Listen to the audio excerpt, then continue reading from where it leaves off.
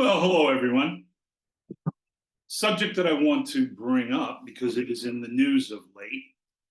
And before I get into the subject, I'd like to ask the question, when have you ever recalled seeing the country of Paraguay being in the news? What about Timor or Bhutan? About Malawi or Moldova? You don't have those nations in the news. Well, what is it then about Israel that brings it into the news? People would think of the recent Hamas Israeli fight that is still raging even as we speak. Of course, that's one of the reasons why Israel is in the news. Well, is Israel the only nation that has ever been in war? Is Israel the only nation that has ever fought? Of course not. So why is it that a lot of the other nations, and there are the conflicts that are happening around the globe, even as we speak, you don't hear about them, but the issue of Israel that you hear a lot? Well, I'd like to address that issue. And when we look at the Israeli-Hamas war, this is an ongoing war. It's only the latest episode in the Arab-Israeli war. What is it about this that grabs people's attention so? Many people have tried to explain the conflict and the general situation there in the Middle East in a number of different ways. You will hear people come at it from a sociological point of view. Others are talking about the politics of the situation. Others will talk about ethnicities and historic grievances. Well, I want to address this issue, and I'm going to look at it in three categories. I want to look at it historically, I want to look at it legally, and I want to look at it biblically. So we're going to start by looking at the historic situation. Now, when you bring up the issue of the history of the conflict, where do you start? Not everyone is going to start at the same place. I'm going to start 2,000 years ago. Now, the history of Israel goes beyond 2,000 years. I believe that history shows without a doubt that the Jews have a history that stretches back over 3,000 years of a continuous presence in the land. And that bears on the issue that people popularly talk about concerning this conflict. Because one of the things that you will hear, a very, very popular concept today, is that the Jews are foreigners who, by colonial powers, took land away from some people, gave it to the Jews as compensation for the Holocaust. That is, in a nutshell, a very popular understanding of what is happening there. And my contention is that if we look at the facts, there is not one word in that statement that is true. And I begin with the historical situation. Now, before I really pick up 2,000 years ago, I think it needs to be said that in that land, the land that some refer to as Palestine, today many refer to it as the nation of Israel. In that particular geographic location, there has been one and only one people that have had a national entity in the land with a king, a line of kings. We're talking about boundaries, set out specific boundaries, and having law, a constitution. When you look at the Code of Hammurabi, many of you may remember that from when you were in school years ago.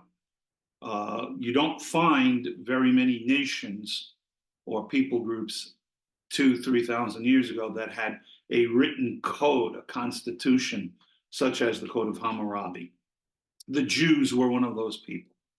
There was the Mosaic Law, the covenant that came from Mount Sinai, and very few people doubt that you do have the Jews in the land there of Palestine very, very long ago. There's the line of kings that existed. King David, probably the most well-known of the kings of Israel, and that happened until the Babylonians took over as the sovereign entity in that land, and they disposed of the Jewish king. And after that, you find that the Babylonians, they were recognized as the sovereign power at that time by all the various ruling entities in the world at that time. The Babylonian Empire was then followed by the Medo-Persian Empire. The Medo-Persians were then followed by the Greeks. We all remember this guy named Alexander, who spread Greek culture, influence, language. And then after the Greeks, the Romans followed. That brings us up to the time of Jesus walking the earth 2,000 years ago. Now, from the Babylonians up until the Romans, there is not anywhere in history that you will find that there was a challenging of who the sovereign power, who the ruling entity of the land happened to be. You just don't find it. There were no protests to set up the Palestinian state under the Romans, the Greeks, the Babylonians. You just don't find it. Didn't exist. So 2,000 years ago, and for those of you that have any inkling whatsoever, very, very few dispute that the Bible, Jesus walking this earth 2,000 years ago, we find the Jews in the land, and they were under Roman domination. And that's where I want to pick up with Rome, and I want to start about 100 years after Jesus, because under Roman occupation, the Romans had probably more difficulties in ruling that part of their empire than other parts of their empire. The Romans, when they conquered a land, they would leave a military force there for the purposes of keeping peace and order. And such was the case in the land of Judea, which at the time of Jesus, that is what it was known as, Judea, the land of Judea. Well, the Jews, they revolted against the Romans, and there were two revolts in particular. History records that there was the revolt that happened in 70 AD. 70 AD, we find the destruction of the temple. Actually, it was not just 70 AD. We go back to 66 through 72, I believe it was. But the temple was destroyed in 70 AD. When the Romans destroyed the temple, they expelled the Jewish population from the city of Jerusalem. The Jews remained the population of the land, but they were excluded from the city of Jerusalem. Over 1 million Jews died during that siege of Jerusalem, but that was the first Jewish revolt against the Romans. And then the second revolt took place 132 to 135. And that's the date, 135, I want to pick up on. And the reason is that we're going to look at what actually happened to the land itself. Who were the ruling entities of the land? Who were the recognized authorities, the ones that had sovereignty and legal standing, calling the shots there in Judea? I want to pick up at 135. Well, we find that 132 to 135, the Jews revolted and they were defeated once again. And here we then find some differences that begin to occur. The emperor at the time, the Roman emperor, was the Emperor Hadrian. And because of the problems that the Jews gave to the Romans, the Emperor Hadrian, decided to erase the Jews from the land. So the Jews were expelled from the city of Jerusalem. That had happened a bit earlier, and continued under Hadrian. And under Hadrian, the name was changed. And a lot of folks don't realize. Instead of being called Jerusalem, it was renamed Aelia Capitolina. Very few people are familiar with that, but it did happen. It was not known as that for a very long time, but under Hadrian, they renamed Jerusalem. As likewise, they renamed the very land itself. In the renaming of the capital and the renaming of the land, what Hadrian was attempting to do was to erase the Jewish memory from the land. Jews, be gone. That was the position, what they were trying to seek, a Jew-free zone. What was the land renamed? Palestine. And a lot of folks don't realize that it comes from the Roman occupation, and Hadrian, looking at the Philistine people. For those of you that remember your Bible history, the Philistines were a Greek seafaring people that came down to the southern part of the eastern end of the Mediterranean, and today, where the Gaza conflict is currently occurring, the Philistines settled in Gaza. There were 5 city-states that they set up, and they were always enemies of Israel. So Hadrian took the Philistine name and they kind of Romanized the pronunciation. And instead of saying Philistines or Philistina, it came out as Palestine. And that's where the name comes from. It's not from the Arabs, it's not from the indigenous people. It comes from the Romans almost 2,000 years ago. So the very name itself comes from. What we find is that with the expulsion of the Jews from Jerusalem, they had to relocate. And believe it or not, and a lot of folks do not know this, understand this, that the majority population of the land remained Jewish. The Jewish center moved from Jerusalem. From Jerusalem, it went up north into what we call Galilee. There are those of you that may remember from your Sunday school lessons, your Bible reading, there was the ruling body called the Sanhedrin. Well, the Sanhedrin moved from Jerusalem up north into Galilee, and they reconvened in the town of Tiberias. Tiberias is a town on the shores of the Sea of Galilee. The Sanhedrin reconvened there, and towards the end, when we get into the 130s, we see that there were the Jewish exiles that were beginning to return, not just simply to the land, but also to the city of Jerusalem. So we find that archaeology, and there has been increasing archaeological work being done there in the area. There were the Jewish synagogues that were established, and they are clearly dated to this period of 135 to 313. And that we're calling the Roman period. The archaeology of the synagogues happened in Capernaum. It happened in Chorazin.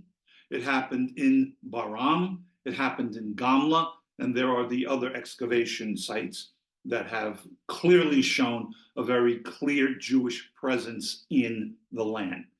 As a matter of fact, the rabbinic law that we know within the Mishnah, there are those of you that may be familiar with the Mishnah, but it was completed under Judah HaNasi. Now, when the Romans kicked the Jews out of Jerusalem and you have the reconvening of the Sanhedrin, there was the individuals that were known as the prince. Nasi, prince in Hebrew. Ha-Nasi, the prince. And at the time of the codification of the rabbinic law, it was under Judah HaNasi, Judah the prince. We see clearly a Jewish population and a Jewish economy up through the 4th century, the 300s. So the first period of time I want to look at is the Roman period, which went from 135 to 313. The second period goes from 313 to 636, and that is known as the Byzantine rule. The Byzantine rule was the continuation of Roman rule. For those of you remembering your history, there were two parts to the Roman Empire. There was the western part and there was the eastern part. Constantine, we're in the 300s. He set up the city of Byzantium. It became known as Constantinople and later was renamed as Istanbul. That became the Roman capital for the eastern part of the Roman Empire. And it was known as the Byzantine rule. And that was 313 to 636. So the continuation, and under the Byzantine rule, we find that many in the land became Christian because the Roman Emperor Constantine had become a Christian and declared that to be the religion of the empire. And we see that there were many in the land of Palestine who converted, became Christian. I'm not saying that they were actually truly Christian, but that they would at least say they were. And nevertheless, we still find a significant Jewish presence there in the land of Palestine. The Talmud, and there are those of you that have probably heard that word before, Talmud. Talmud is commentary. You have the actual historical sacred texts. And then there were those that were explaining, making comments on the text. The Talmud is the commentary on the text. And the Talmud is very much studied even today in Jewish communities. Well, the Talmud was codified in Galilee when we get up through the 5th century. So there is a good, strong Jewish presence in the land up through 636. The next is the Muslim rule, or some refer to it as the Arab rule. That took place from 636 to 1099. Now, there are those, and this is very important to remember, that you have the individual, Muhammad. He founded the religion of Islam, and Islam came out of the Arabian Peninsula. They went on a path of conquest. They swept across North Africa, went through the Middle East, went up to Eastern Europe. They went west to Europe. They went east over to India. And with that conquest, Islam and Arabs are viewed as one and the same in many people's minds. Understanding that Islam is a faith, it is a belief. When we're talking about Arabs, we are talking about ethnicity. We are talking about biology. And indeed, in today's world, 2024, most Muslims are not Arabs. And there are Arabs who are not Muslims. So this period of rule that we get, it's Muslim rule or Arab rule. The Arabs, they had the caliphs, They ruled from 3 different locations throughout history, this period. They first ruled from Damascus, then from Baghdad, and finally out of Egypt. There was a Muslim military class that arose in Egypt, and we're going to be looking at them a bit as I continue going over the history of the land. We find that come the 8th century, we're talking in the 700s, that there was great restriction put upon the Jewish population there in the land. There are those of you that may remember from biblical studies, there's something called the Masoretic texts that are the texts that are oftentimes used for the translation from the Hebrew into whatever language the scriptures are being translated into. Well, that text, the work was done in the city of Tiberias, and we had looked at Tiberias just a little earlier. I mentioned it's there on the shores of the Sea of Galilee, became one of the Jewish centers there in the land of Palestine. Well, the Masoretic text, the work was done there during this period, 636 to 1099. The Jewish population in Jerusalem increased, and we find rabbinic scholars throughout the land, and it is conservatively put that there were at least 300,000 Jews in Palestine by the 10th century. It's under the Muslim rule, these 400 years, that we saw that there was a then large moving of the Jews out of the land. Previously, under the Romans, they had been kicked out of the city of Jerusalem. But this is now we see the Jews not just simply out of the city of Jerusalem, although there were times when they started to return, left again. But at this time, we find there is a leaving from the actual land of Palestine. And the Jewish population is going to start dropping after this point. From 1099, we're going to go 200 years. That's known as Crusader rule. The Crusaders were from 1099 to 1291. The Crusades. There was a gentleman in Rome sitting in the Vatican, Pope Urban II. He called for the Crusades. There were a number of reasons why the Crusades were called. And you then had these armies that came from Europe to Palestine, and they were there to win the land for the church. There is a very colored, checkered history here. The people of Jerusalem were massacred when the Crusaders came into the land. That is Jews, Muslims, anyone that they considered not one of them. A huge massacre there in the city of Jerusalem. And we see that the Jewish population greatly begins to decrease. We see pilgrims beginning to make journeys from Europe and other places, but primarily from Europe to the Holy Land. But we find that the Muslims, come the end of this period of Crusader rule, they are beginning to have more of an influence in the land. And a name from history you may remember, Saladin. Saladin was not Arab, he was a Kurd. The Kurdish people, by the way, are still present in the Middle East.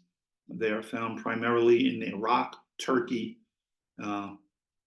Syria. But Saladin was a Kurdish officer. He was from Iraq. He became the Sultan of Egypt. And if you remember, I said during the Arab rule, we had the caliphs ruling from 3 different cities, primarily over different periods of time, the last being Egypt. And there was a military class that arose in Egypt. This would be Saladin, the Kurdish officer. He becomes the Sultan of Egypt. He calls for the Jews to return to Israel, is favorably disposed. and we see an increase under Saladin of the Jewish population, especially in the area of the city that we know as Acre. Well, the Crusader period comes to an end, and we then get to the Mamluk rule. The Mamluks, they were a military class. They ruled from Egypt. They ruled from 1291, the end of Crusader rule, to 1516. We're talking about 300 years, approximately, of Mamluk rule. The Muslims, the Mamluks, they were fearful of a return of the military campaigns known as the Crusades. And one of the important parts of the crusade was that many of the pilgrims, the military, the armies, arrived by ship. Fearing that there might be more crusades that might come, they destroyed the seaports of Jaffa and Akko. And with that destruction, we then see a decrease in communication, transportation with Israel from Europe. Israel, ruling from Damascus, and that's where they set up to rule this particular area. Palestine came under the rule of Damascus, and the land itself is beginning to be neglected, and it starts becoming desolate. We then go to the next major sovereign power coming into the land, and that was the Ottoman Turks. The Ottoman Turks ruled for 400 years. They went from 1517 to 1917, 400 years. The Ottoman Turks, they were tolerant to the Jews, and we see that there is an increase in the Jews returning, especially in Jerusalem, Hebron, Tiberias, and Safad. Safad became a center of Jewish mysticism, and we see that the Ottomans, they are Turkish, and the Turks are there in Istanbul. When the Ottomans defeated the eastern part of the Roman Empire, the Byzantine, they renamed the city and named it Istanbul. So that's the ruling power of the land of Palestine for 400 years, Istanbul. They did not really seek population or to develop the land. They looked at Palestine for financial benefit in terms of taxation. And that was their primary concern the 400 years they were there. Also, Palestine was divided into 4 districts under the Ottoman Turks, heavily taxed. And what we find is that there were those that got land deeds from the Turkish government, and they were by and large absentee landlords. They lived and collected their taxes while they lived in Damascus, Beirut, and Cairo. The land, Palestine itself, was basically left on its own, and these absentee landlords would rent land to tenant farmers who would then in turn also extract taxes and money from the Jewish population that was there in the land. One of the taxes was a tree tax. Your land was more valuable depending upon how many trees it had. And so one of the taxes was a tree tax. Well, back then, as is true now, people like to avoid paying tax. They want to pay as few amount of taxes as possible. And so if you want to cut down your tax bill and they're taxing trees, what do? You cut down the trees. And there was a period of deforestation of the land that took place. With the deforestation, we then find that there is an increasing desolation to the land. And the land looked anything but the land of milk and honey that is spoken of in the Bible. It was during this time in particular that in the north, we see the land just increasingly being a land of swamps, malaria, and in the south, just desert. Come 1800, it is estimated that the total population of the land was less than 300,000. Jews, Arabs, Muslims of any stripe, foreigners, whoever, less than 300,000 people in total. During the 1800s, in the West, there began to be a renewed interest in the land of Palestine, and they began to establish schools of archaeology. And we find that the Jews also are beginning to start to return. And we find that in 1860, the city of Jerusalem, the population is predominantly Jewish. As a matter of fact, the city of Jerusalem was defined by the walls. There are those that have heard about the walled city of Jerusalem. The walls are there. This goes back to biblical days. And that area was very little changed. Whatever the configuration of the city was by those walls, that remained so for centuries upon centuries. Well, 1860, the Jews, beginning to overcrowd the city of Jerusalem, they were the first group to establish a neighborhood outside of the city walls. There were a couple of neighborhoods that began to be established, with the first being 1860. The Jews did that. And those established neighborhoods outside the city walls are the seeds of what the current day of Jerusalem happens to be.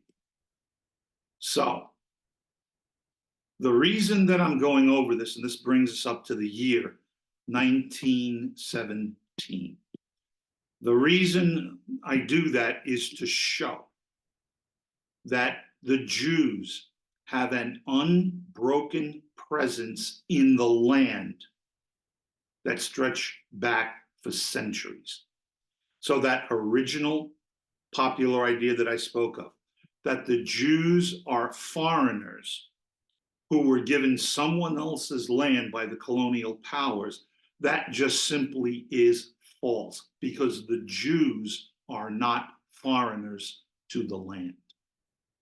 If anything, they are the people more than any other people that can point to and claim. They have the longest continuous representation, they're people living in the land, than any other people walking the face of the earth. If the Jews cannot be considered as the indigenous people, as the natives of the land, no one can. There are no people. So I want to review what the land conditions were as we get up to the end of Ottoman rule. When we come to the 20th century, the 1900s, the condition of the land. I want to go back into the 1800s. First, it was a land that was wasted. It was a wasteland. It was desolate. There had been canals, there had been farming for decades, for centuries in Israel, but any of the canals and irrigation ditches that had been constructed for the purpose of the fertilization, the irrigation of the land, had been destroyed at this time, by this time. In 1827, as I had said earlier, the Western powers were beginning to establish schools of archaeology there in Palestine. Well, 1827, the school, the powers affiliated with Germany, they did surveys of the land, and they came up and they published a report. And it said that Palestine is a desolate land and there are some robbers that roam the land. German report, 1827. It was a depopulated land, not just wasteland, but a depopulated land. The British consul there in the land, 1857, reported back to London, this is an empty land in need of a population. Some of you may remember the writer Mark Twain. Few people know that he visited the Holy Land. In 1867, Mark Twain being there, he said, you go 10 miles, you will not see 10 people. He reported that if you go 30 miles in any direction, go 30 miles north, south, east, and west, you will find no villages, no people. You find 2, maybe 3 clusters of Bedouin tents. Less than 300,000 people total in the land of Palestine. And this is covering a land that is approximately the size of New Jersey. So it was a land that was a wasted land, it was a depopulated land, and it was a multi-ethnic land. It's reported that it was an Arab population in the land. Joan Peters, she is a writer. She wrote from time immemorial. Check the work. She, however, reported that it was an Arab population based on language. When the Arabs came out of the Arabian Peninsula with Islam, the Quran, the language of the religion of Islam is Arabic. And so it is not uncommon that if someone is Muslim, if they do not know Arabic, they will study Arabic. So there had been the Muslim influence in the land for many, many years, and you had people who spoke Arabic. Not that they were Arab ethnically, but rather that they spoke the language. And it was reported that the Arab population consisted of Balkans, Greeks, Syrians, Latins, Egyptians, Turks, Armenians, Italians, Persians, Kurds, Germans, Afghans, Bosnians, Sudanese, Samaritans, Algerians, and Tartars. A population of Arabs, not by blood, but because they were speaking the language. The Encyclopedia Britannica, 1911, they reported there are differing groups with 50 languages there in the land of Palestine. They said it's hard to write on the ethnology of Palestine. The official British historical analysis of 1920, people west of the Jordan, and that is predominantly the nation of Israel today, that's Palestine, people west of the Jordan were not Arabs, but a mixed race speaking Arabic. There has been no indigenous government since AD 70. All of these other sovereign governing powers were foreigners, and they were imperialists, and they were ruling from capitals not within the land, not from Jerusalem. Somebody gave a bunch of foreigners, the Jews, foreigners, this land? Absolutely not. A continuous, unbroken presence in the land of Israel for over 3,000 years. When we get what is referred to as the Jewish diaspora, that is the Jewish people being outside of the land, they nevertheless retained their Jewish identity. And there were the Seders constantly, year after year after year. And as the Jews were around the four corners of the world, having and observing Seder wherever they happened to be, the conclusion of a Jewish Seder, they would repeat and say, next year in Jerusalem. It is their homeland. It is a land they never forgot, a land that they never gave up claim to. They have always looked to they've always yearned to return an unbroken line in the land. They're the only indigenous kingdom in Palestine that we have in all of history. People today say, don't confuse me with the facts. My mind is made up. But those are the historical facts. And if anyone claims otherwise, they are putting into history their particular grievance, their particular spin on history. But the reality is, Jews in Israel for thousands of years. Thanks for listening. God bless, and we will continue again.